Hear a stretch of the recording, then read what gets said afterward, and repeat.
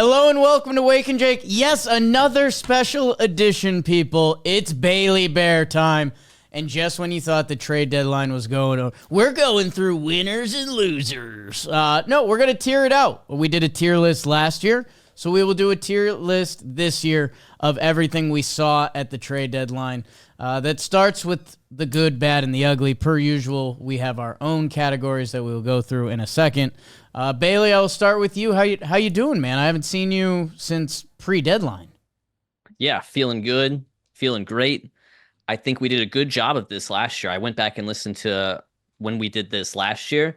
A lot of the takes, not too shabby, I must say overall. Not too shabby. You might be surprised.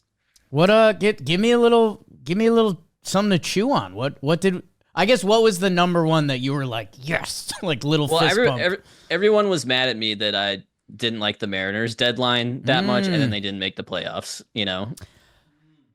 Yeah, I'll tread. Well, actually, I won't tread softly, because I currently kind of love where the Mariners are at, and let's see where they land on this tier list. Ooh. But yeah, the Mariners thing, it's a really weird relationship. It is. We have these high points where we went to Six Flags and we had one of the best days of our lives, and then it's like, oh, this Memorial Day weekend we had a really nice plan to go to Newport and spend the weekend together, and they just bailed, and now we hate each other. That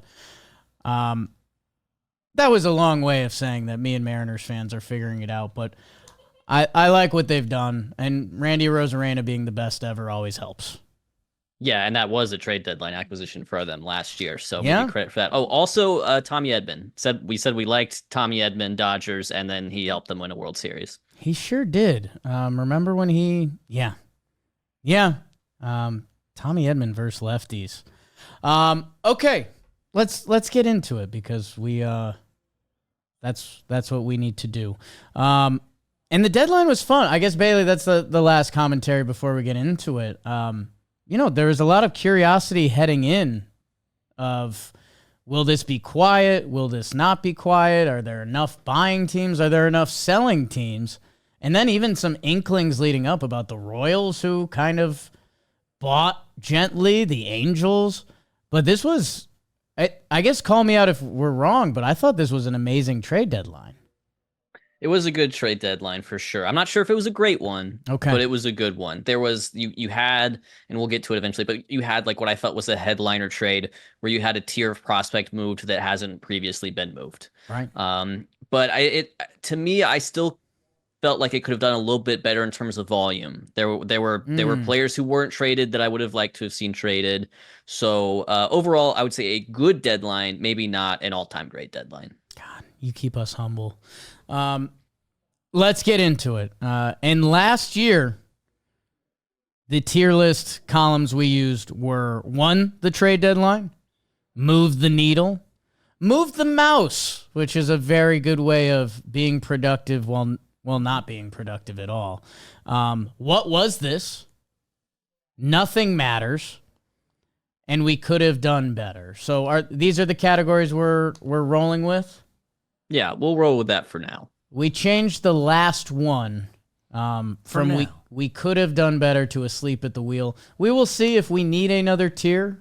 We can always be adaptive. Bailey, I'll laugh while I say this, and I won't actually laugh, but I do think, sometimes I don't know where to start, whether it's the bottom, the top, or the middle.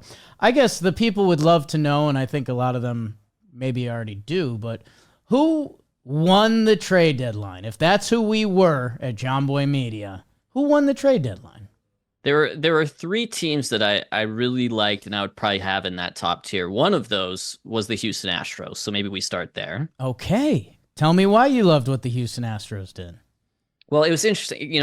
Obviously they get Correa, and that's kind of the big thing. That is more than a needle mover. That is a win the trade deadline type deal. What was interesting and what had me thinking about it to some extent was, and Correa sort of talked up a game after this where he was like, they came to me and they said they want to, shed salary and sell and all this. And I said, there's only one team that I could possibly ever play Yes. for again, which felt a little, that felt a little bit phony to me as someone who, like, I mean, saw him sign contracts with the Mets and And the the Giants, Giants, yeah. But it worked out for Houston. I think that speaks a lot about where they're at organizationally, that a player like Correa, who left, in free agency, you know, they were still on such good terms that like this was the obvious fit. And now you've got this guy who's been a star in the league willing to move down the defensive spectrum to play third base, as he would have been willing to do alongside Lindor if he were a Met, but alongside Jeremy Pena now. And it's salary relief. It's Minnesota covering like a third of the money left on that contract or something crazy like that.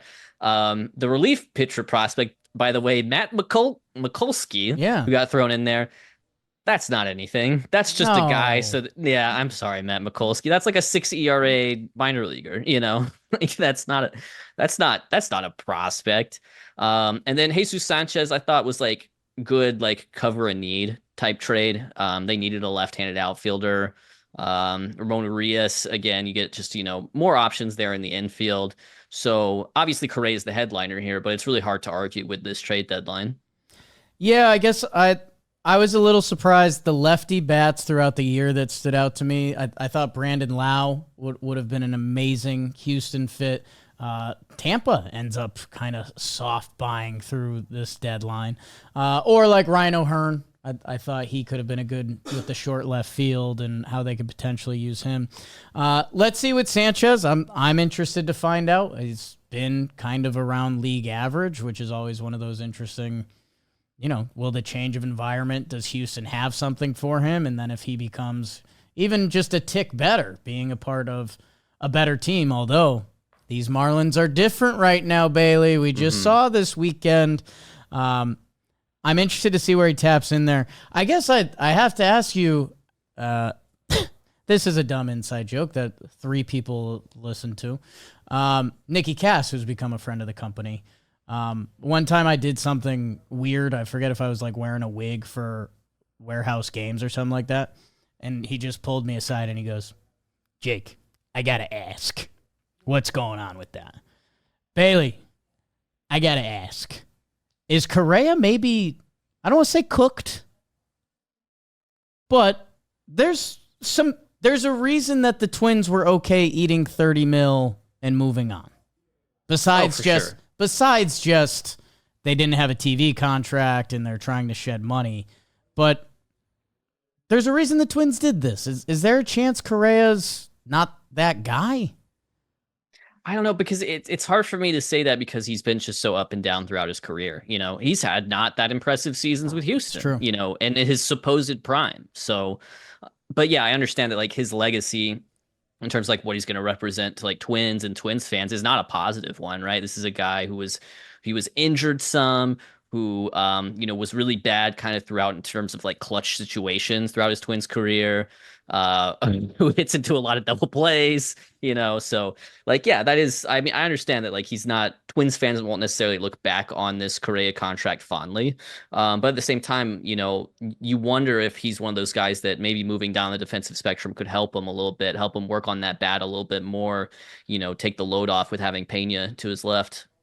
Yeah, and I think media Carlos Correa, I think he also came out and said he was like, yeah, I've been looking forward to playing third base. I thought I was going to play more third base in Minnesota, which is just kind of hilarious because I think part of him getting that massive contract was to play some of the special defense that he plays at shortstop with the cannon for an arm and where he's won everything defensively you could possibly win.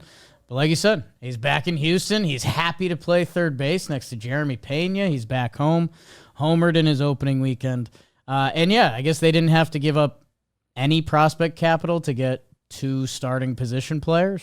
That's not bad. Yeah, Augusto had some, good outings for them at the big league level. So we'll see about that. Yeah, I guess I was a little surprised they didn't add more pitching because they were kind of rumored on that. Hunter Brown, Colton Gordon, Framber Valdez, Jason Alexander right now in the rotation with Spencer Arrighetti coming off the IL this week. Okay, if they're a clear winner for you, who are the other 2 teams? I'm still gonna say the Yankees, Yes. despite the incident. There was, of course, the incident. Sure was.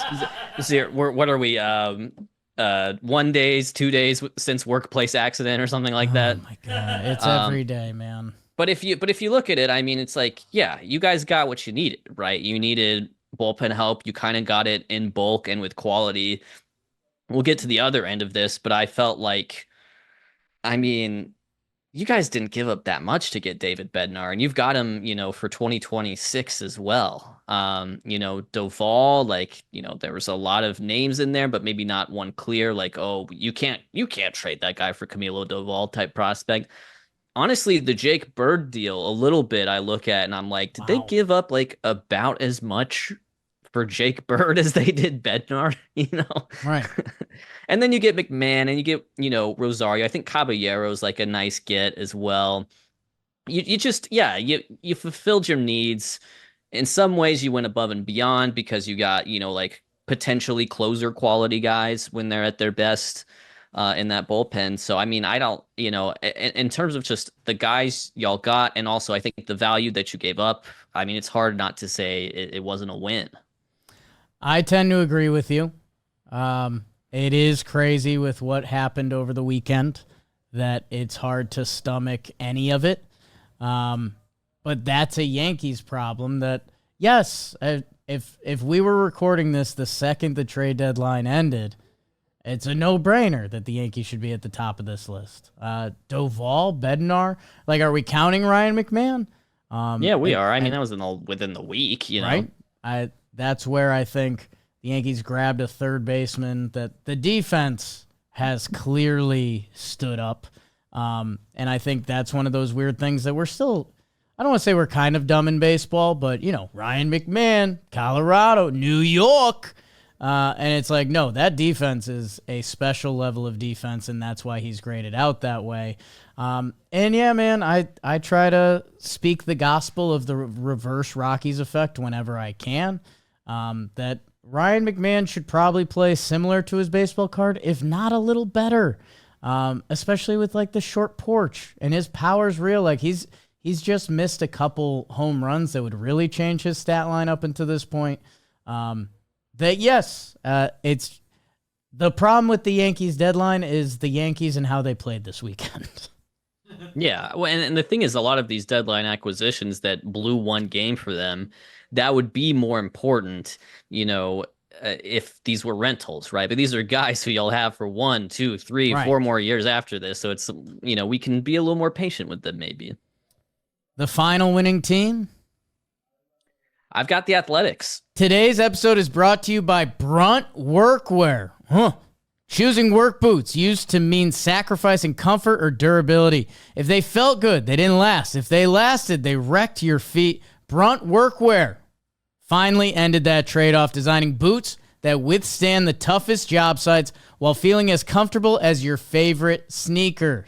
These might be the most comfortable work boots on the planet, even right out of the box. Not only are they incredibly comfortable, they also deliver real job performance. Brunt was tired of the workwear brands out there cutting corners. You work too hard to be stuck in uncomfortable boots that don't hold up, so they built something better. Boots that are insanely comfortable and built for any job site. And for a limited time, our customers get $10 off Brunt when you use code BAKERS at checkout. Head to bruntworkwear.com, code BAKERS, and you're good to go. After you order, they'll ask where you heard about Brunt. Do us a favor and tell them it was us that sent you. I liked it for the Athletics. These were probably the best sellers. I guess I could say there's buyers and there's sellers at the deadline, and then sometimes there's teams in between. But I think it's kind of hard to argue with what the Athletics did at this deadline. Trade your closers, people. Trade your closers. It was curious to me because there was more Mason Miller trade hype last year than there was this year. Yes. They kind of waited that out. I guess they said, hey, look, there's a tier of prospect. If he's available, then we're going to take it for Mason Miller. But if not, we're going to hold on to him. And Leo Dallas DeVry was that prospect. But honestly, when I look at this trade, which is probably the most significant trade of the deadline, and we can get to it from the Padres perspective later. But I look at the guys beyond Leo Dallas DeVries and I say, huh, these are names too. Like Braden Nett is someone who you can probably throw into your bullpen soon. Henry Baez has had a really good year. Eduardo Nunez is a young guy who's already debuted in the big leagues this year. So it's not just Leo Dallas DeVries. He was like the number third ranked prospect on Pipeline, and he was the highest ranked prospect traded at the deadline in a long time. But it's the names beyond that too. I mean, this is something that really sort of changes the entire outlook of their farm system. Yeah, and Bailey, it's part of the reason I'm such a big Bailey stan is that if people listened to this show a week or a week and a week ago, they would have heard about Braden Nett as a pitcher in the Padres farm system that has climbed up and become of more interest. That seeing him thrown into this deal, along with, I mean, Leo DeVries, man, he's one of those prospects that, I mean, almost in the realm of prospects who don't get traded when you're in that high regard, but AJ Preller does not care about your regard. And yeah, like with Mason Miller, you're right. Like one of the stories of last deadline was like, well, the Athletics, they don't even know where they're going to play. They've got this closer. Why not trade him? Mason Miller has been a tick worse this year. I think there is just one real blow up that throws off the ERA number that he's still Mason Miller, but it was the whole argument of why you should trade him last year if someone gave you a haul. But this year they still got more of a haul than people would have believed. And I guess I just wonder where are we going to be with this Athletics team? Because we see Kurtz Nick up and he's balling out. I know Jacob Wilson slowed down and got hurt. It feels like we're going to have a lineup there very soon that feels like contending team.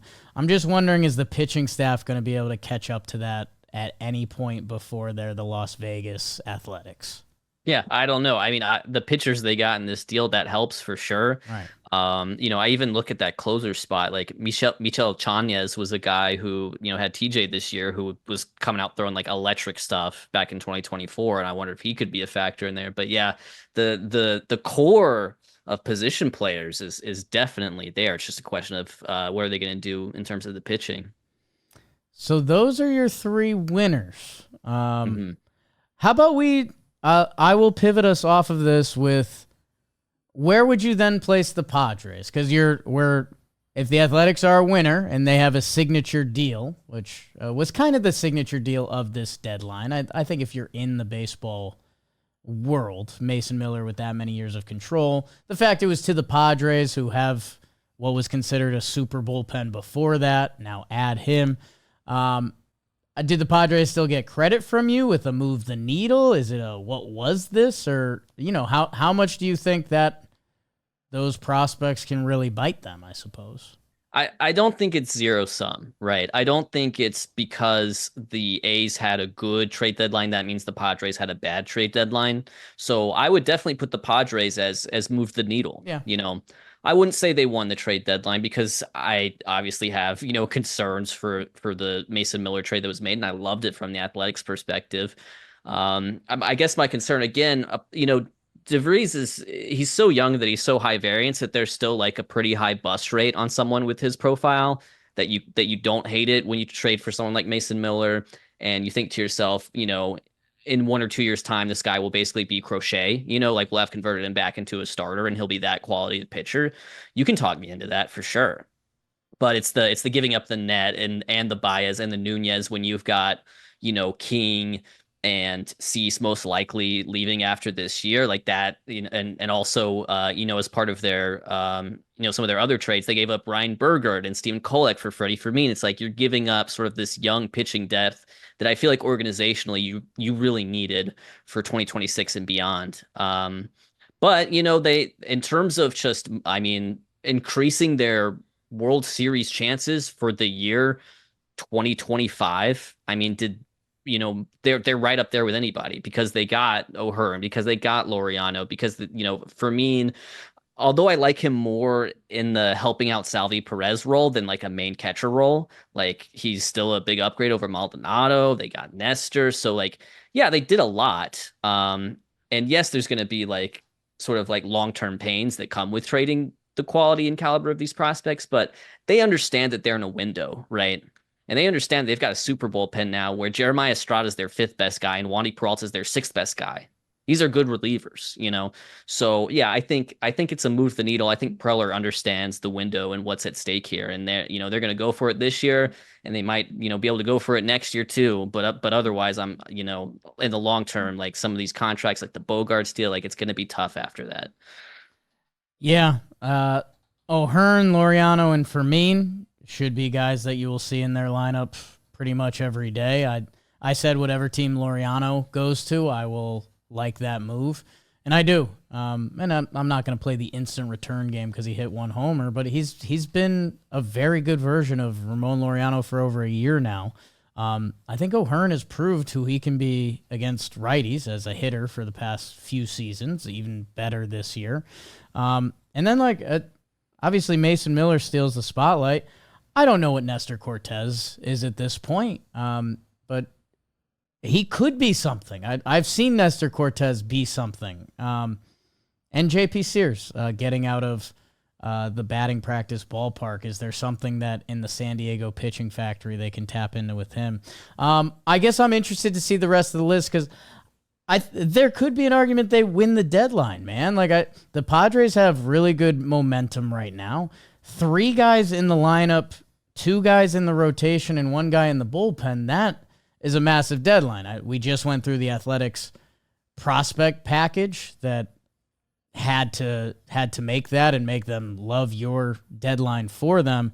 But I think on the MLB level for this season, as the Dodgers return to form, and let's see who's healthy for them at the end of this, the National League's going to be a pure bloodbath that I don't know who's going to get out. Nobody does. I was talking myself into the Phillies again last night because when you think about what they can do in the postseason, it's gross. What the Padres can do in a postseason is gross. And meanwhile, the Brewers are the best team in baseball that I guess I could also put that as a chip into the other side that, okay, did those moves by the Padres, where they may have emptied the farm for the next couple years, change their outlook for this October? A little bit. But the NL's brutal, man. I definitely think it changed their outlook. I mean, for starters, it gives them a shot to chase down the Dodgers in the division, you know? True. And I think that's kind of, I kind of think that's the goal when you make these types of moves, at least for them right now. Is they would love to be in the position the Dodgers have been and have a first round bye in the playoffs. I like it. I'm gonna debate and end the show elevate for them, but I don't know. I believe in Bailey. Let's change the mood a little bit. Ooh. Can we turn the screws on? Let's go asleep at who had the worst deadline? I don't know about if this team was the absolute worst, and I may be biased, but my Atlanta Braves were definitionally asleep at the wheel this trade deadline. Effectively did nothing. Here's my issue with it. This is the first trade deadline they've had in 8 years where they might get prospects, right? You know what I mean? Where they sell. And this is a team whose farm system, really dating back to the John Coppolella sanctions has not been that strong. Even when they've drafted well, guys like Strider and Harris zoomed through the minors so fast. There was never a time where you really looked at the Braves minor league system and felt good in recent years. And this was a chance to add to that and, to get through that deadline. I understand the market for bats was weird. And a lot of the big deadline bats actually went in terms of prospect cost for less than we previously anticipated. And then, for relievers, probably the opposite, right? But to come out of that with no trade for Ozuna or Iglesias, you got to do something, and you got to Anthopoulos was visibly frustrated talking to the media after it, but it's your job is to read the tea leaves and understand the market, and if the market's not how you like it, that's we still need you to do something, right? And you're asleep at the wheel. I wonder if it's not just Anthopoulos. I wonder if there's the Liberty Media, like corporate ownership aspect coming into play here of no, we want to keep some of these guys around because they'll keep fans coming to the ballpark and we need people to, eat Wahlburgers at the Battery. Yes. We need the Wahlburger sales. But yeah, I mean, they basically did nothing. They traded Rafael Montero for a Detroit infielder prospect, Jim Jarvis, probably Yes. not one of the bigger names out there. They got Tyler Kinley, which was like the one kind of nice thing. And then they got Eric Fedde and Carlos Carrasco just because they need guys who can throw innings for the rest of the year in that injured rotation. But yeah, I mean, this was a chance to actually like get prospects, and they didn't. So, Reisel, I'd assume, he hasn't had a banner year this year. He gets paid very real money for a reliever that I'm guessing the return or offers were, again, not what they were looking for, not what they were interested in. And like you're saying, you have to play the market to a degree. And yeah, so much goes into it. Like, did the Braves have permission to eat some of Reisel's contract to get a better prospect back? Like, who knows what was actually on the table? Ozuna, what's the thought? Like, are they going to offer him the qualifying offer? Has he been offered that? Because I don't know. That one for me doesn't make a ton of sense. Yeah, I guess that's the thought. And a qualifying offer, if you're able to, pull it off and get the comp pick that you want, if you look at all the prospects that were traded over the trade deadline, the value of a comp pick is pretty high up there. Like that's to get, the 40th pick in the draft next year. Like that's a significant value in itself. But yeah, I mean, I don't know I feel like they've sort of mismanaged the Ozuna situation because they effectively benched him because they have two great catchers. And obviously it was done under the whole, like, well, he's been injured and he's got this hip thing. And look, he had a few home runs, but at the same time, it's like, okay, you should have maybe been building up this guy's trade value. And now you've effectively convinced every team not to trade for him, And so it's tough. Ozuna was actually extended the qualifying offer by the Cardinals in 1920. So he's not eligible for that. So that that makes it even worse. Yeah. That makes it even worse. That you wonder, did the business side kick in there or what is that? Because that's a little bit asleep at the wheel or just ignoring what's happened this year. Yeah, I don't know. Very interesting offseason coming up for your Atlanta Braves, Bailey. Yeah, it's tough. They're somewhat inflexible. You know what I mean? Yeah. Like, that's the deal. You sign these guys to these long-term pre-arb deals, they're there. That's kind of how it works. Should I like Nacho Alvarez? Because when he played against the Yankees, he was really cool. I like him, but it's like we're still waiting on the opportunity there, and he's not a shortstop, and he's not going to play second base with Albies there. He's not going to play third base with Riley there. So where's the opportunity, right? Wow. Eli White, Speedway Classic hero. We'll always have that. You didn't go, we'll Bailey? Always have Eli White. You didn't want to go? Did I go to the Speedway? Well, I first of all, I don't envy those who went because I saw here's the issue. I know this is a tangent, but it's like, okay, this is a NASCAR and like auto racing, especially in the United States and those kind of venues, as this is a place where you bring your own food and you bring your own drinks, and then an MLB team comes in and says, no, actually, don't worry, we'll do the concessions. Yeah. And then now you're stuck in the rain eating not nachos. You're paying nacho prices for dry tortilla chips. Hot dogs without the bun, which I don't know. I mean, maybe that's keto. Is that clean eating? Yeah, the weather was tough. I'll say that outside shot was cool of just like the Speedway, and then you go in and there's a baseball field inside of a racetrack. I get the thought. Yeah, I think it would have been really cool if not for Mother Nature. Who else was asleep, Bailey Bear? Yeah, I mean, I guess the Braves are by definition asleep. It's honestly beyond that. I think the trade deadlines I didn't like, which may need a renaming of the tier, are teams that sold, but maybe I didn't like how they went about doing it. Okay. I guess the Pittsburgh Pirates would be in that lesser tier for me next to the Braves as well. I felt like the Bednar return was bad, you know, Okay. when you Uh, trade a guy who had had, like a 23 consecutive appearance, scoreless streak, and who was an all-star in 22 and 23 and has another year of control like that. I would have hoped for better than two Yankees catching prospects, Rafael Flores and is it Edgeline? I don't know. Perez, uh, and as well as outfield prospect Brian Sanchez. I would have hoped for more than that. We saw relievers in similar enough situations go for more than that, and so I feel like that was just kind of stupid. Key Brian Hayes trade.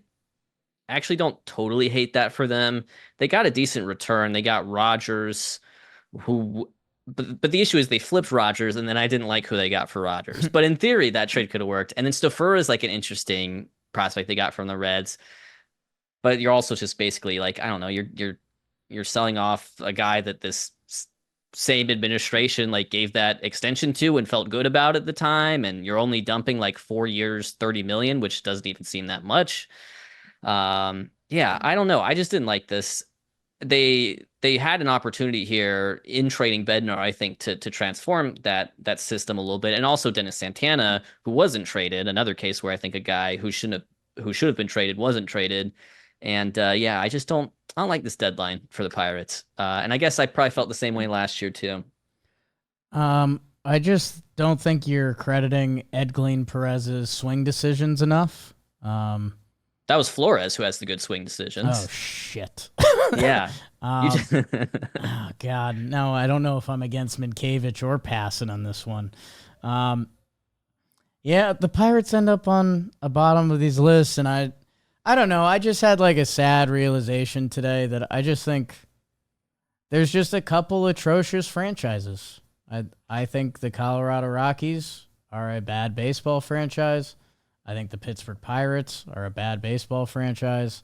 I think the Chicago White Sox are a bad baseball franchise. And like that's kind of it.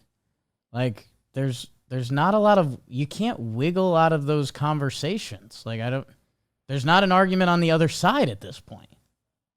Yeah, and I appreciate them for existing in a way. Like I appreciate that there is that volatility, that wild card, because like if you know the league has grown so sort of homogenous in terms of how teams are run. It's like every now and Yes. then it's like, yes, good for you for being bad. I feel awful for your fans, but at the same time, it like you being so bad helps me appreciate teams when they're good. I think Bill Simmons had an NBA theory, or I forget if maybe it was Rosillo talked to a GM, and they were like, as long as there's 5 bad GMs and owners in the league, I'm good. Yes, Like right. just if I have that, I can get myself out of a bad contract. I can reset. I can make things work. So it's in a way it's a necessary evil. But I'm super sorry to those fan bases that are listening to this right now because it just seems like if every player leaves your organization and they're much better, Chicago White Sox, that's a problem. Pirates, if you're doing whatever the hell you're doing up there, that's a problem. So I don't know. That's a tasteful Jake rant for the people. God, half hour in, we've got 6 teams on the board. Let's. I guess nothing matters. If you're looking Nothing at else teams where their matters. deadline just nothing matters, who comes up to your sweetheart? I guess I'll start with Detroit. Oh, okay. They did stuff. I mean, they got Morton, they got Paul Sewald, they got Kyle Finnegan, who I don't know if that is the solution to the frontline closer or not. Right. But it's like I think at the end of the day, here's a team that's been, one of the best teams in ball this year. Um, and is going to win their division, barring some sort of, insane meltdown. Did they change their odds of winning the World Series at all? Mm. I don't think so. I don't think this changed anything. This could be a what was this, but maybe more accurately, this is just nothing that you did here matters. Yeah, I mean, I'm not taking a stand by any means. I the trade deadline can offer you a lot. They're going to run away with their division. Maybe. It's turned into 8 games really quick after it was like 13. I like that they brought in some major league pitchers just because, I don't know, this time of year, sometimes you look at teams and you're like, oh my goodness, that I don't know what Paddock's going to provide them. Finnegan got the save the other day. Like I know we're just hunting things out here. Rafael Montero. I like that they brought it. Charlie Morton, that curveball's back, Bailey. Show respect. Like, are you starting him in a playoff game and feeling great? Are you starting Chris Paddock in a playoff game and feeling great? You know, I'm feeling good about Morton. I'm not feeling good about Paddock. You get Charlie Morton up against the wall, I'll believe in it. Just twirl it, man. That Phillies-Tigers game was very refreshing after watching the Yankees fiasco that was the Marlins series over the weekend. Just seeing like pitchers believed in and defense matters.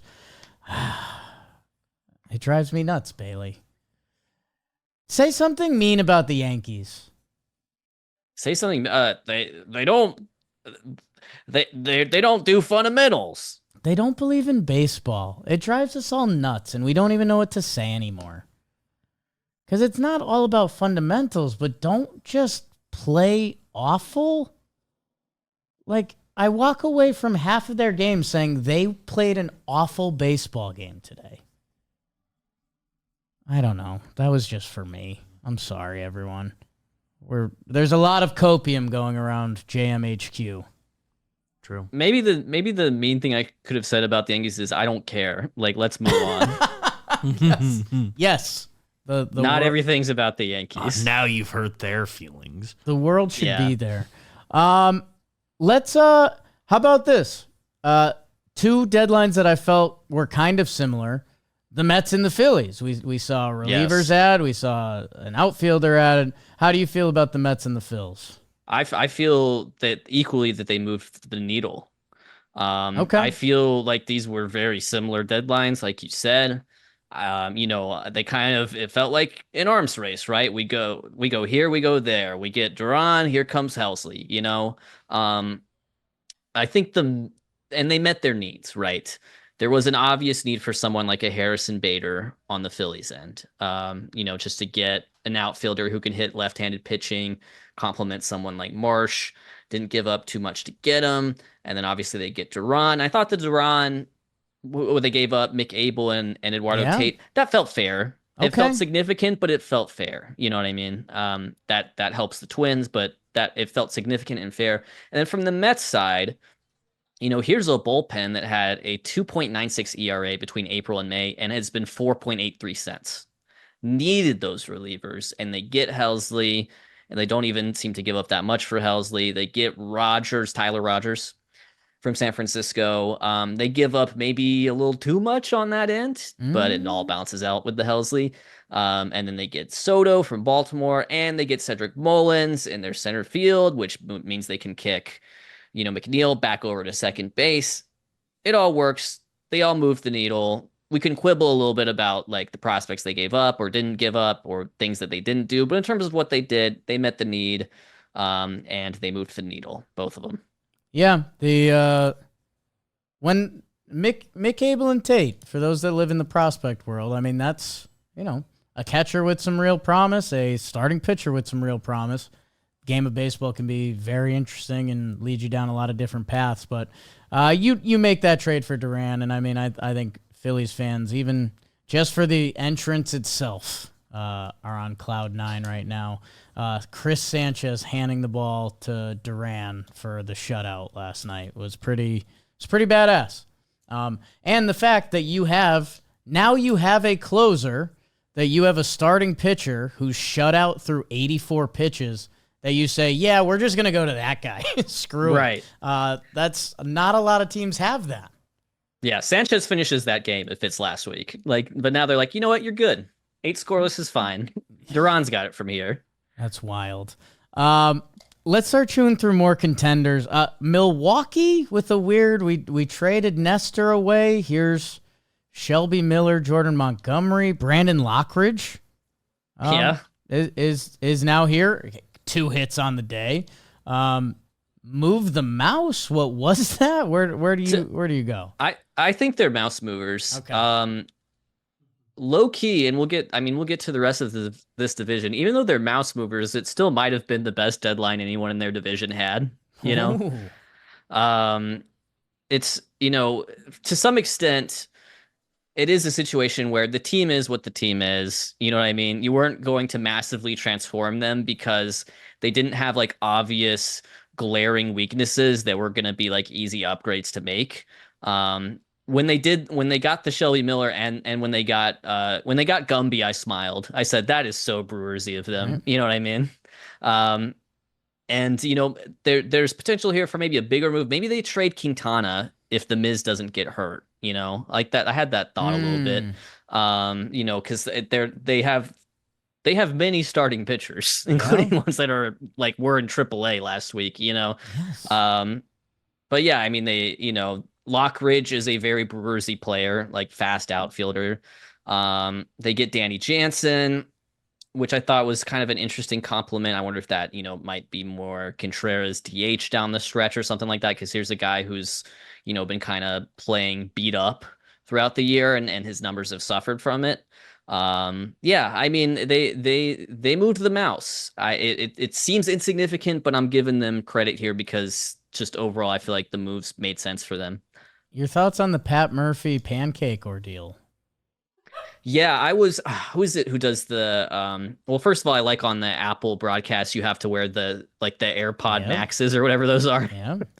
It looks really silly. I can't remember who does the on-field report on that, but I tell you what, no hesitation, went for a bite on the pocket pancake, and I respected it because I think you can really split on-field reporters into like two different categories, right?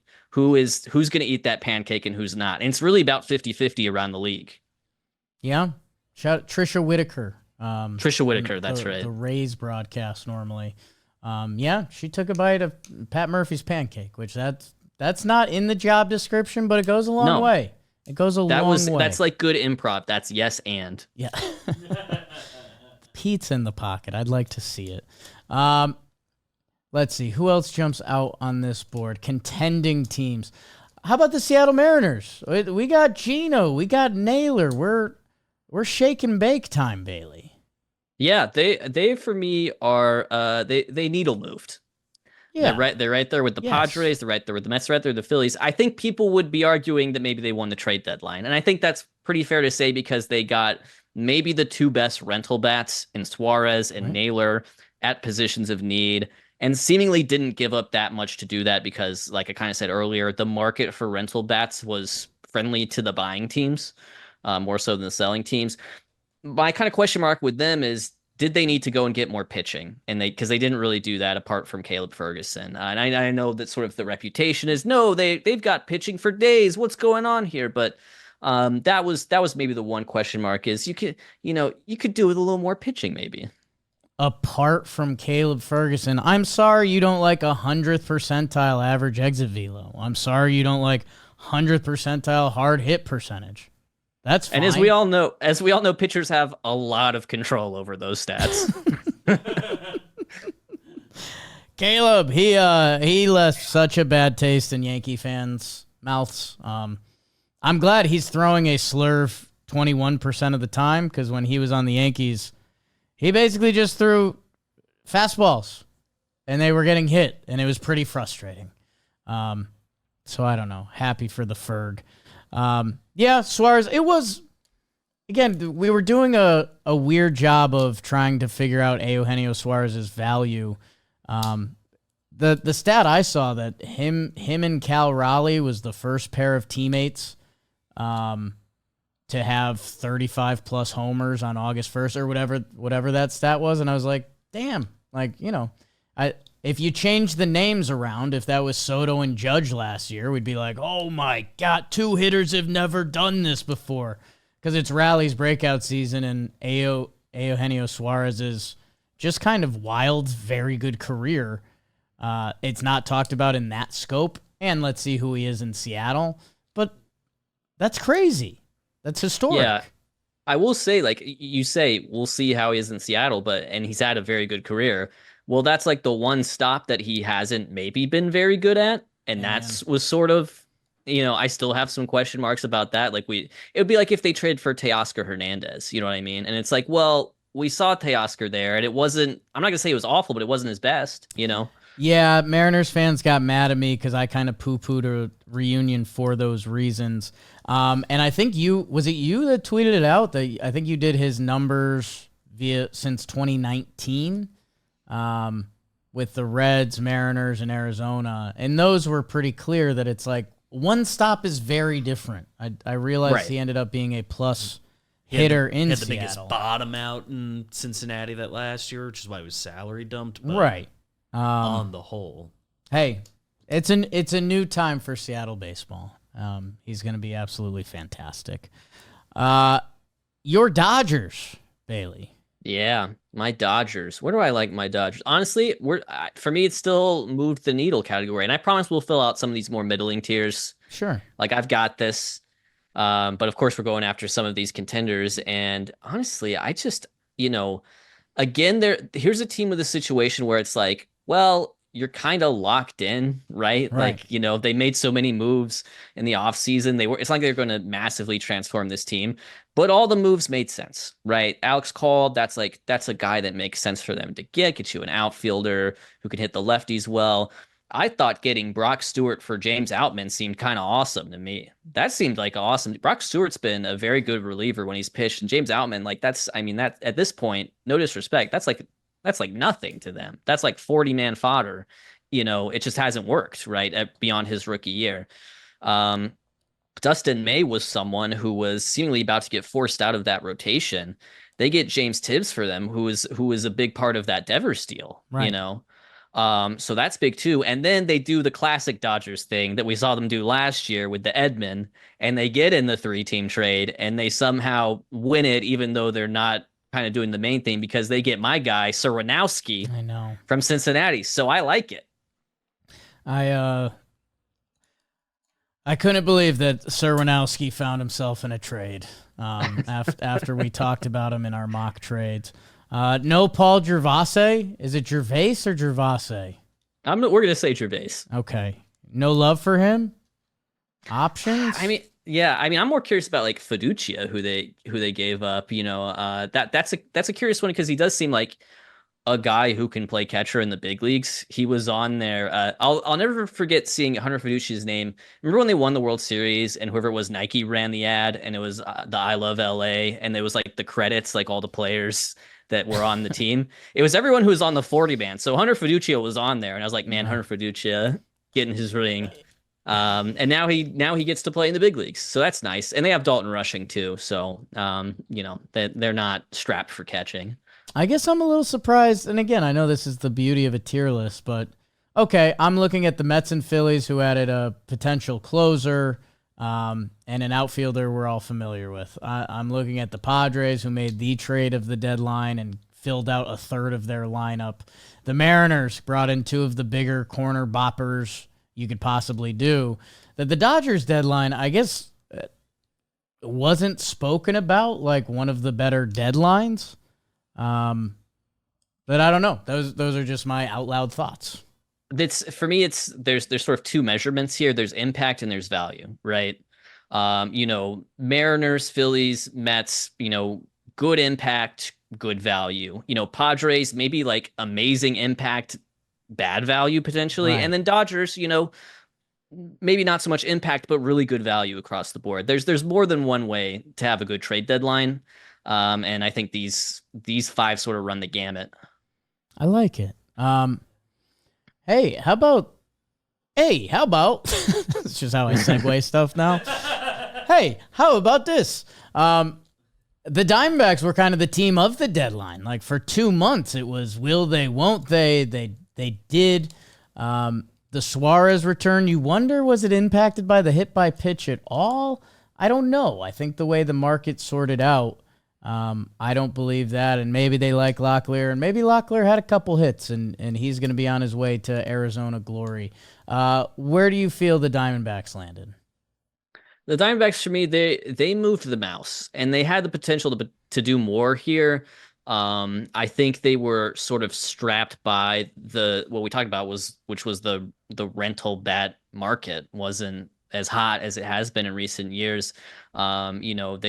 They trade Naylor and Suarez for not that much in return. Although I will say, for me personally, like I like Brandon Garcia, who they got in the Naylor deal, probably more than the prospect people like. I like Locklear more than probably a lot of the prospect people like. So I get the appeal there. My favorite trade of this entire trade deadline is Merrill Kelly to Texas for Mitch Bratt, Cole Drake, and David Hageman. And when I say it's my favorite, I don't mean it's a fleece. I mean, here's a trade that makes perfect sense for both teams, where both teams got exactly what they needed in this situation. Mitch Bratt, I think, is a dog. Cole Drake is actually higher ranked than him, and I don't know that much about him, but I'm a big Mitch Bratt guy. It's like, yes, they needed young pitching arms, prospects, and they got it in that trade. So it's a mouse mover. It felt like they had maybe a bigger opportunity to totally transform the direction of the organization than actually occurred at this trade deadline. But yeah, so for that reason, it's in that third tier. Man, sometimes the baseball gods just happen, and it is interesting. Arizona's. I'll go through the Diamondbacks' second half of their lineup right now. Right now, it has Adrian Del Castillo slotted into the DH spot, hitting fifth. Tyler Locklear at first base, hitting sixth. James McCann, seventh with your Arizona Snakes. Alec Thomas in the 8-hole, and Blaze Alexander at third base in the 9-hole, out of the park legend. Wow, and the pitching staff, you could do that same game as well. I like that you gave your most fair trade of the deadline. It made me happiest for everyone involved in this trade. That's nice. I was like, good job, everybody. You guys, it makes sense. This was fair general managing. This was great. Chris Young and Mike Hazen. Hey, there are probably some World Series jokes on it. I don't know. You got me in that World Series, but I got to get you in this trade. Right, exactly. Texas, we're there. And then they kiss. So every story ends with you. Where the Texas? How about those Texas Rangers? And you know what? They're still in the hunt. A lot of that lineup has started to kind of heat up over the last month, and I like that I like Kelly is like that's perfectly the tier of pitcher that they needed to get. It was perfect. Perfectly. Is that a needle or a mouse? Oh yeah, where are we at with the Rangers? You know what? I'm gonna call them a needle. Okay. Because I liked their deadline overall. They did things that make sense. I thought because here's the thing, and I think you've got a grade on a curve here. Sometimes they don't have an amazing minor league system to trade from, like some of these other contending teams do. They really don't. But beyond Sebastian Walcott, I don't think it's a great minor league system. But I mean, Danny Coulombe's been like one of the better relievers in ball for like the last few years. He has a 109 ERA this year. He had a 2 ERA last year. Like that seems like a pretty significant get. Phil Maton's been having a good year too. So it's like, I think when you talk about just, making do with what you got, like they made do for sure. If you told me Merrill Kelly, Phil Maton, and Danny Coulombe was the Yankees trade deadline, I would have been pretty happy before the deadline. Yeah. Merrill Kelly, his postseason stats were good. His stats this year are just good. Like I was kind of getting frustrated by the end that everyone's like, they might trade Merrill or Gallen, and it's like, Kelly's pitching really well. Gallen is not. It seemed like a non-decision. The way it played out was what I expected, that they were going to hold on to Gallen for him to figure it out the rest of the way, eat some innings, offer him the qualifying offer, where Kelly is the perfect pitcher to trade at the deadline. He could start game 3 if you need him. He could give you the 11 starts down the stretch. And I was just surprised. People weren't talking about his pitching numbers like they were as good as they were. And they've been good. This isn't like an aberration. Yes. Bailey, there's a lot of baseball teams left. Yeah. How about this? There's a column that we haven't filled out. Is there any team you're looking at and you said, what was that? There's quite a few. Okay, start rattling. yeah, let's start rattling them. I'm gonna start with the Chicago White Sox. Okay. Just because it was quiet, I mean, I guess it's all right. They traded Hauser. I don't mind that they got Curtis Mead. That seems like an all right guy to get. They traded Austin Slater, but that was about it. It's that what was this? I don't mean it to sound overly critical. It just didn't really do that much for me. That's fine. All right, let's move on because we're going to try to get through the rest of these. I'm going to put the Angels in this tier as well. Yeah. And I will come in with a caveat here. I think Scary Perry is a job security expert. This man is in a tough situation with Artie Moreno, and nobody knows how to appease Artie Moreno without winning better than Perry. He's really, I mean, it's impressive. It's impressive that Artie comes and says, you know what? We're really close. Don't sell Taylor Ward. Don't trade any of these guys. You need to buy. And he just comes up and he goes, Andrew Chafin, Luis Garcia, Oswald Peraza was a former top 100 prospect. Like, that's beautiful. Like, that is job security right there. He doesn't really want to do those things, but he has to. So it's beautiful, but it also is it's a what was this, Yeah. White Sox, quick, tough. Savali, Mike Tauchman, feel like they could have been involved in something.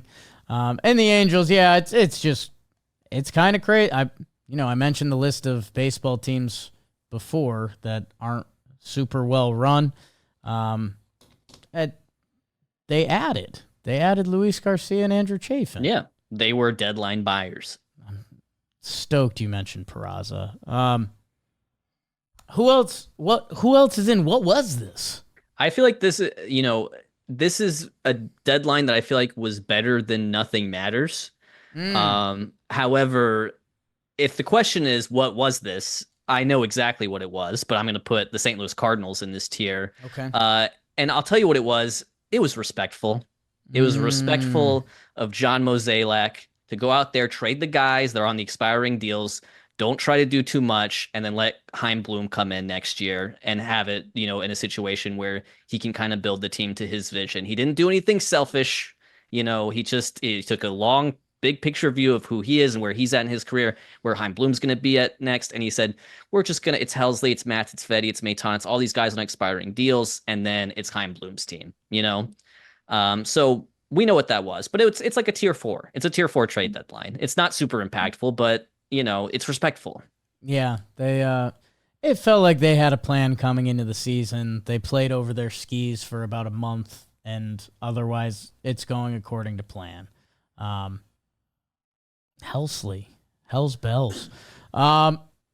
You said, you mentioned this in the NL Central when we talked about the Brewers. You said you didn't really like any NL Central's deadline. No, I didn't love them. We can kind of go on to some of those right now. I'm going to start with the Cubs because I have kind of a Cubs thesis right here. Okay. Here's the team that could have done a lot just based on the farm system that they have and the log-jammed prospects that they have. I think the issue at hand here is that teams know that.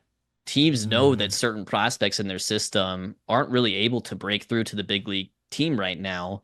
And as a result, it's almost a little bit like the way the Dodgers have been treated in trades at time, where it's just like, we're kind of gonna intentionally in a trade scenario undervalue, say like a top 100 prospect, because we know you've got to do something with them, So I feel like that happened and they just didn't really make any big deals. I thought getting Taylor Rogers from Pittsburgh, I think it's Ivan. I think his last name is Brethrow. I saw him in spring training, just a big kid who hit a big home run in spring training. And I was like, okay, name noted, but not doing statistically very well at the minor league level. But I thought like Taylor Rogers, like that's a good reliever. That's nice. They get, Soroka, Kittredge, Castro. I don't know, but for me, again, it's like at a level of, did this increase your chances of winning the World Series or not? Maybe I'm underplaying Willie Castro a little bit. I think I could be definitely guilty of that. If you squint, you can see Tommy Edman in the Dodgers World Series running Willie Castro. But yeah, I think for me, for now, it feels like a Nothing Matters. Interesting. Alongside with Detroit. And then to piggyback on that, then there's Cincinnati. I guess maybe is the lesson here, I didn't like the Hayes trade for anybody. The Hayes trade reminds me a little bit of the Jimenez trade. Andres Gimenez trade from Right. the Blue Jays last offseason, where it's like, here's a guy who's owed money, who's like very glove first. The difference is probably that I don't think Jimenez has much upside with the bat, whereas Hayes could still unlock his because he hits the ball hard and makes contact, two things that Jimenez isn't great at. But yeah, I mean, like Rogers and Stafura seemed like a decent amount to give up in that situation, and then they got tricked by the Dodgers and they traded Surinowski, Jake. I know. They got tricked. I just know. kind of knew I think I was probably coming into this trade deadline ready to be negative on whatever the Reds did, because I was like, okay, some things are going all right.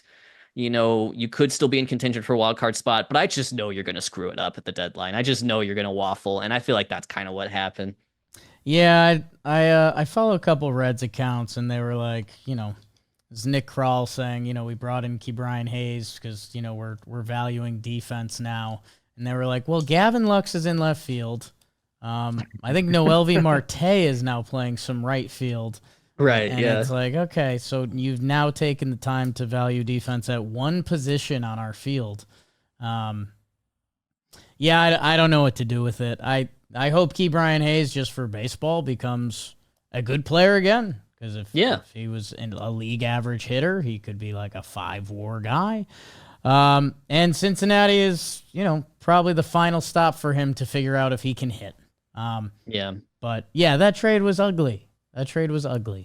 Hayes has a 62 OPS plus in his last 800 plate appearances. Like that's not a small sample, So I would say the Reds and the Cubs for me were both kind of in the nothing matters tier personally. A little tough on the Cubs. I would say maybe a little tough. You could put them in a what was this? I'm okay with that. Whatever you want to do.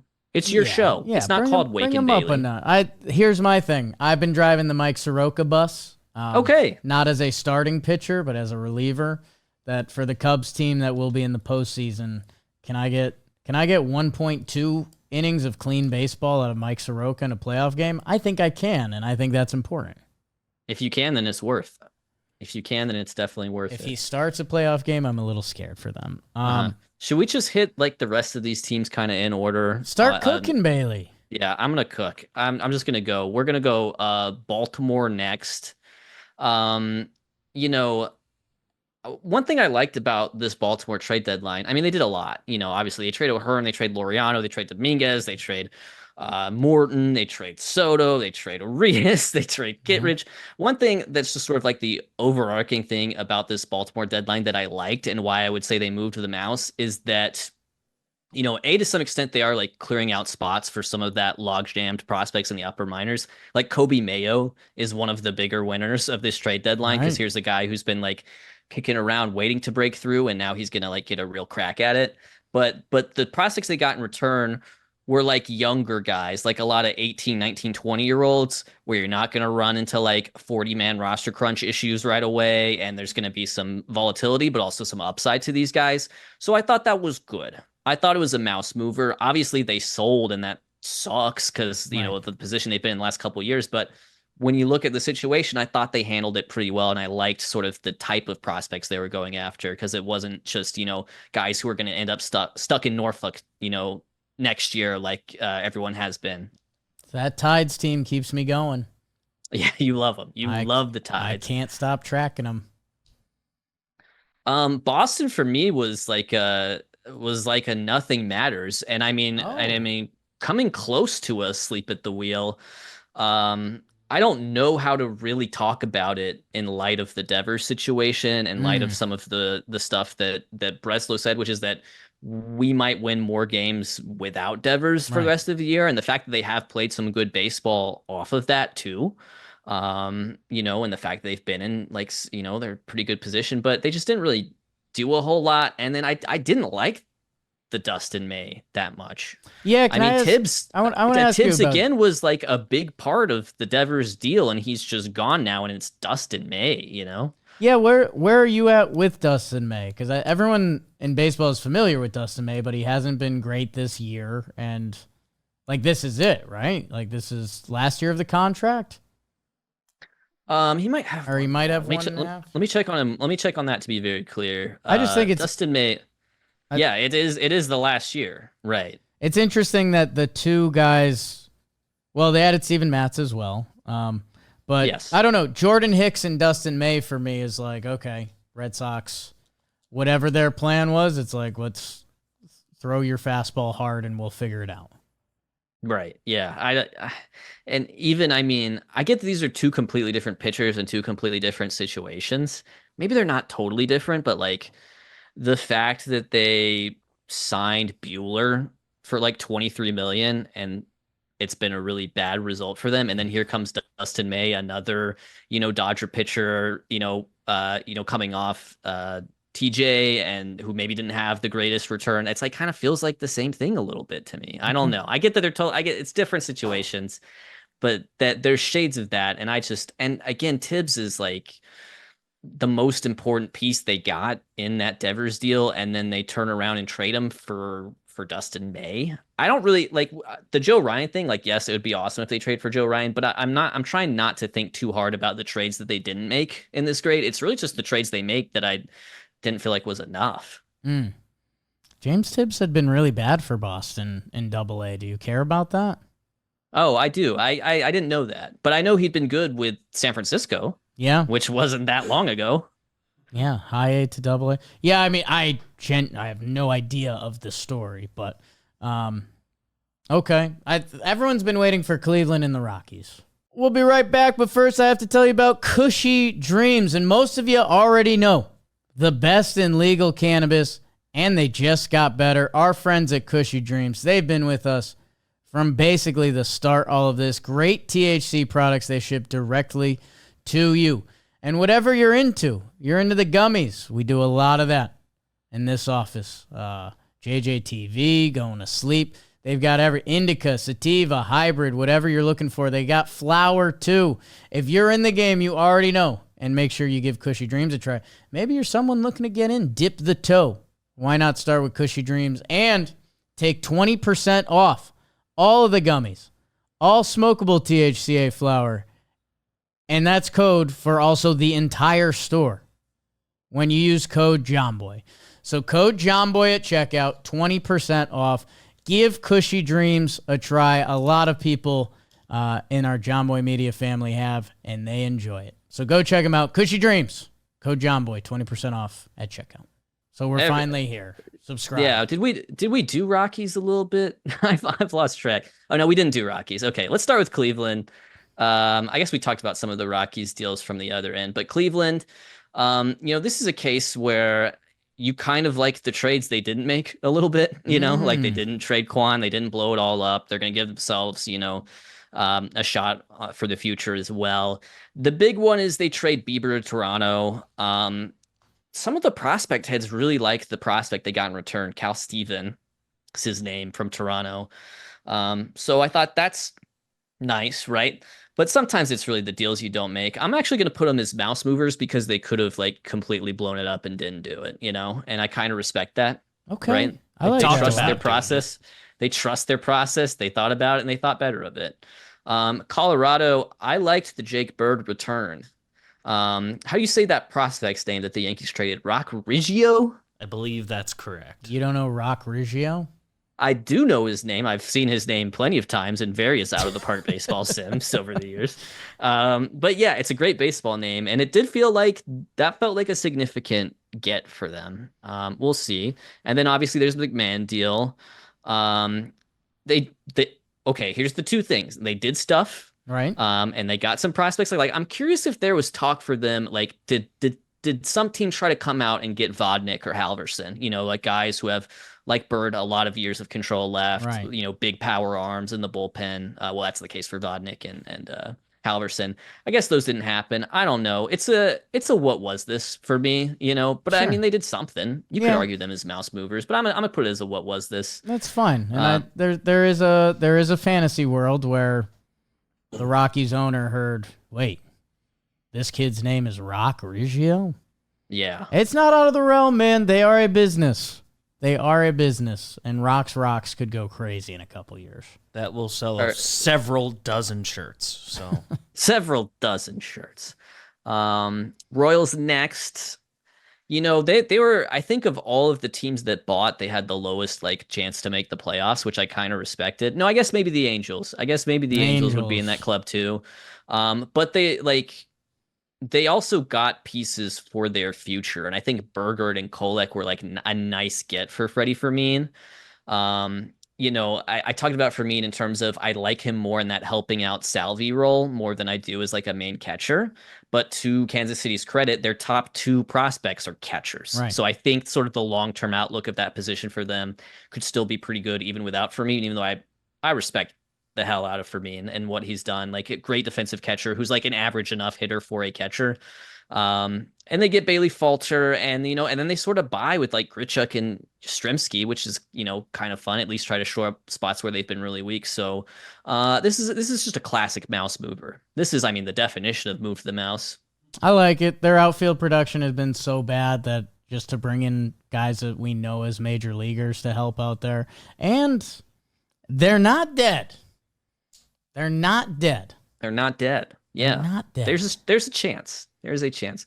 Miami, first of all, Miami at the major league level, this is very important to monitor. They are in the fun zone, which is this team is fun to watch. And the fun zone happens before the good zone. Right. We don't I mean, I get that they've played good to get up to a 500 club, but this is 2022 Orioles stuff that's happening right here. Like now this is fun, and maybe sooner rather than later, it's good. They moved the mouse. They didn't do a whole lot, but again, this is a case where Bendix has been so aggressive with some of the trades, and I think now he's realizing that the way this rebuild is working, the pieces they have at the big league level, he doesn't have to blow it up, everything that's good that's happening at the big league level. He doesn't have to, trade away guys with a lot of years of control left. And I think that was a wise choice. That's just kind of, for the most part, they're going to let the team that's at the big league level ride and see what they've got the rest of the year. Sandy's a guy that, I think it might have very well been best to stay quiet and not trade. So I think that was a good enough deadline, a tier 3 deadline for the Marlins. Their next couple weeks are going to be interesting. Could they become a part of this season? It's really tough in the NL, but they play with their hair on fire. Everyone just seems like they're different sort of problem right now. And it starts with the pitching. Like Yuri can shut you down on a day. Edward Cabrera, Sandy. I've always been a Cal Quantrill stan. I don't know if I should lump him with the other guys. Yeah. They're having fun. Minnesota, honestly, Wow. for me, it's not the definition of a sleep at the wheel, but I did hate it. And it's not, well, first of all, I think, so there is the selling. And there's the fact that at the big league level, at least on paper, they should be closer enough to a competitive team year in, year out than they have been the last couple of years. And so that's a disappointment to see a team that it feels like should be on the cusp roster-wise and farm-wise as well, completely blow it up like that. So that's a bummer. But it was bad selling too. I mean, getting James Outman for Brock Stewart, don't like that. Trading Danny Coulomb, only getting Texas prospect Garrett Horn, like a very small sample size successful pitcher in the minors. I don't like that. Louis Varland has been a good reliever for them and had a bunch of years of control left. I don't mind getting Alan Roden and Kendrys Rojas. That's not the worst trade they made. Here's an opinion for you. Traded Griffin Jax to Tampa for Taj Bradley. I don't like that for Minnesota. I get the appeal here where they're trading an elite reliever for a guy who's an exciting, still youngish arm that can start, but I don't know. Is Griffin Jax going to be starting for Tampa next year? And is this going to, you know what I mean? Or is he just, going to be the best closer in ball? I mean, right. He's really, really good, Jake. I know. And then, yeah, I mean, the Duran return was fine. The Correa thing, we can, I guess, laugh at them a little bit for maybe past errors. Yeah, I don't know. I don't want to be overly critical of this decision in itself to sell and also be able to grade the trades for what they are, but I don't like the majority of the trades they made. I feel like they could have gotten more in a lot of cases. Yeah, if I see Griffin Jack starting next year and I see Taj Bradley in the bullpen, I will riot. Right.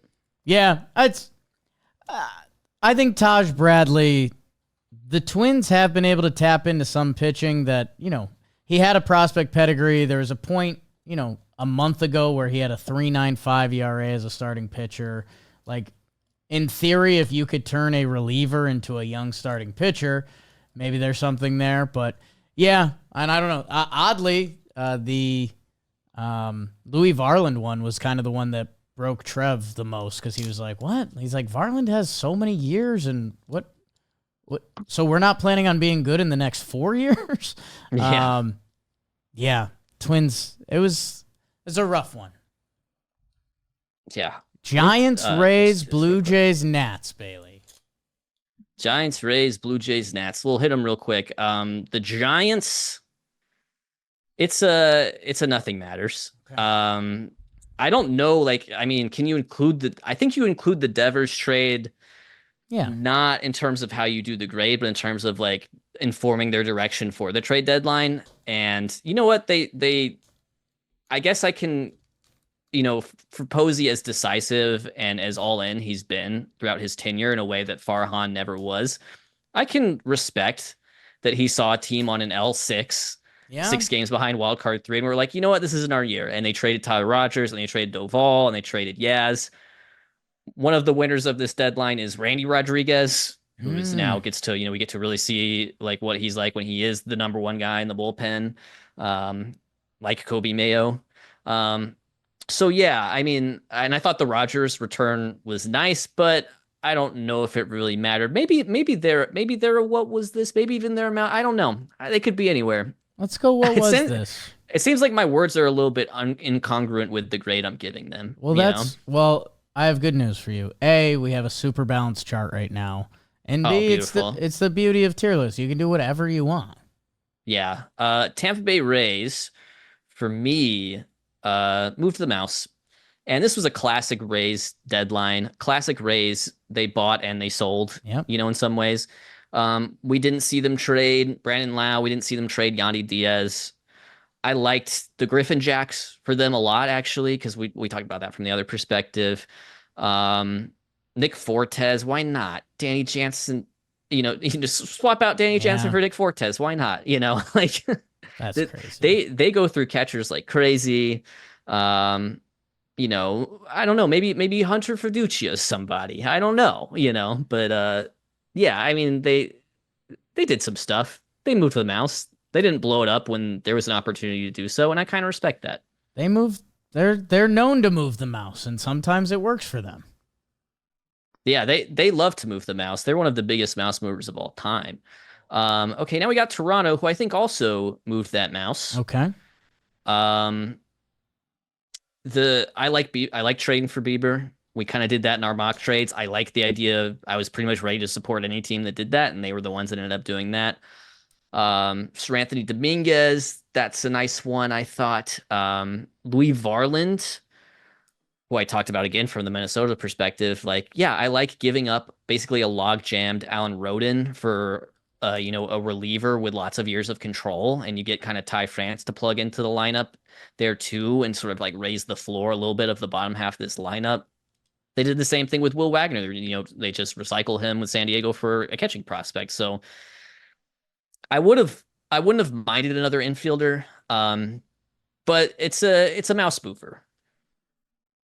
Yeah, very interested to see what Bieber is. Bieber, if he looks like good Shane Bieber, then it's one of the better trades of the deadline. But we're also an injury update in his last rehab start away from him being done pitching for them. So let's see. Yeah. A lot of it hinges on Bieber, obviously. And this is a team that's in a pretty exciting position. And if the Bieber thing doesn't work out, then I think you would look back at this trade deadline as kind of a bummer, right? But so far, I do like the Bieber idea. And then finally, Washington, I'm going to say it. They moved the needle, Jake. Wow. This was a sneaky. I liked it. Because here's a not so great farm system, right? Their top prospect, Travis Sakura, they just found out a week ago needs Tommy John surgery, and was on his way to becoming maybe the most exciting pitching prospect in the game. In terms of all the deals they made, they trade Soroka, Rosario, Call, Finnegan, Chafin. and Garcia. They trade a lot of guys from a team that hasn't been very good. So I like in a way that's kind of impressive, right? That they had good, tradable expiring contract, pieces, right?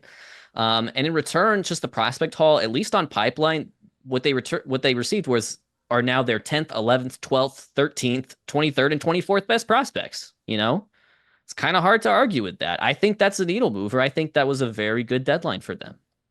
Look at that. Nationals fans, you made it this far, and your team moved the needle a little bit.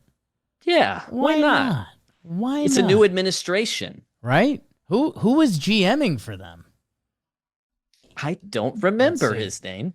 But I want to say I like the Eli Willits draft pick at number 1. While we're at it, while we're just saying nice things. Saying nice things.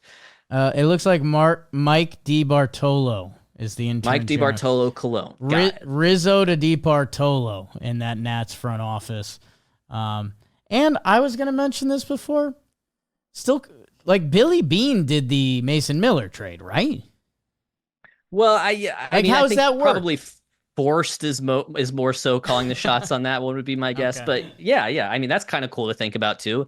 It probably felt like just when he traded, Isringhausen and all, he'd love to trade the closer. Like the fact I know, Billy Beane not super loved in some baseball circles, but the fact he's still kicking and the Athletics are interesting every now and then. Is that something or is it nothing? Welcome to Wake and Shake. Bailey, let me go down the list. Won the trade deadline. Yeah. Houston, the Yankees, and the Athletics moved the needle. San Diego, the New York Mets, the Phillies, Seattle, the Dodgers, Texas Rangers, Nats. Moved the mouse. Brewers, Diamondbacks, Orioles, Guards, Royals, Marlins, Rays, and Jays, obviously. What was this? White Sox, Angels, always. Cardinals, Cubs, Rocks, Giants. Nothing matters. Tigers, Reds, Red Sox.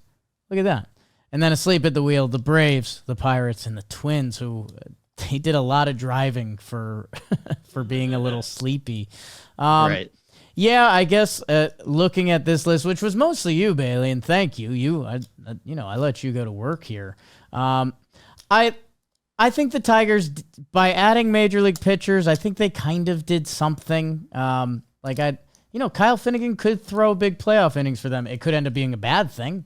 But they did something there for me. They at least did the numbers game of it. Yeah, Chris Paddock, have a moment. And then San Diego, we could have done the whole show on that. And is it worthwhile? Does it mean anything if they end up in a 3-game wild card and lose? They could have an argument to be the saddest fan base and have a horrible deadline. Maybe have they said they're gonna turn Mason Miller into a starter, or have all of us just daydreamed that? No, I decided that as soon as they made the trade that's what they're gonna do. Okay, that's good to know. Bailey Bear, am I the only person that calls you that? Probably. Absolutely. That's nice. Thank you so much. Do we have we've seen you pretty recently. Do we know what video's on deck?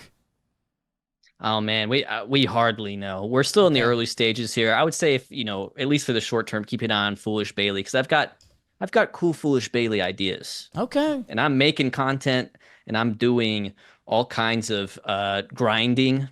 Yeah. And I'm just gonna outwork the competition.